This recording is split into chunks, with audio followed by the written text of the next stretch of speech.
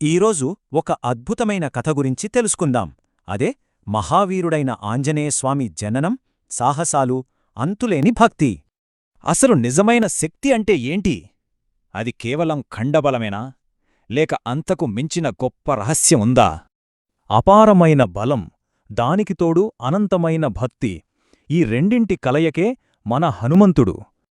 ఈ కథ ఎలా మొదలైందంటే, అంజనాదేవి ప్రార్థనల ఫలితంగా సాక్షాత్తూ ఆ వాయుదేవుని ఆశీస్సులతో మహాబలవంతుడైన బాలుడు జన్మించారు. చిన్నప్పుడు ఈ బాలుడు భలే అల్లరి చేసేవాళ్లేండి. దానికి తగ్గట్టే అంతులేని శారీరక బలం కూడా ఉండేది. ఒకసారి ఎర్రగా ఉదయిస్తున్న సూర్యుణ్ణి చూసి పండు అనుకున్నాడు.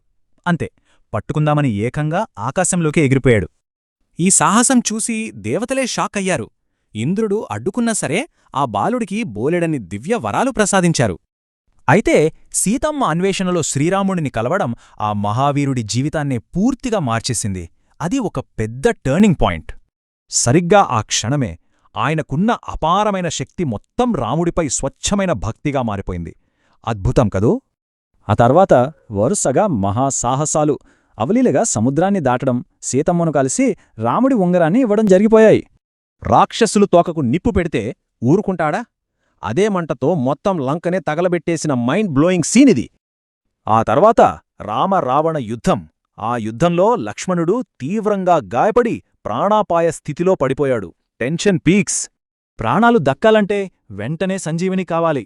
ఇంకేముంది, దానికోసం ఏకంగా హిమాలయాలకు బయల్దేరాడు మన హనుమంతుడు. ఒక్కటంటే ఒక్క పర్వతం. ఆ శారీరక బలమెంతంటే ఏకంగా ఒక పెద్ద కొండనే భుజాన మోసుకురాగలిగాడు. సంజీవని మొక్క ఏదో గుర్తుపట్టలేనప్పుడు ఏకంగా ఆ పర్వతాన్ని పెకిలించి తీసుకొచ్చేశాడు. అసలు మామూలు విషయం కాదిది. యుద్ధం గెలిచాక పనైపోయిందనుకోలేదు. ఆ భౌతిక పోరాటాలు ముగిసినా స్వామిపై ఆయన నిస్వార్థ సేవ, భక్తి అలానే కొనసాగాయి. తన హృదయాన్ని చీల్చి అందులో శ్రీరాముడు, సీతమ్మ శాశ్వతంగా కొలువైయున్నారని ప్రపంచానికే చూపించిన అద్భుత ఘట్టమిది. అందుకే ఆయన చేసిన సాహసాలు, భక్తి, బలం, విశ్వాసాలకు చరిత్రలోనే ఒక గొప్ప ప్రతీకగా నిలిచిపోయాయి. ఇదంతా చూశాక మీకేమనిపిస్తోంది? ఈ విశ్వంలో అత్యంత గొప్ప శక్తి కేవలం భౌతిక బలమా, లేక ఈ అనంతమైన భక్తా? ఆలోచించండి.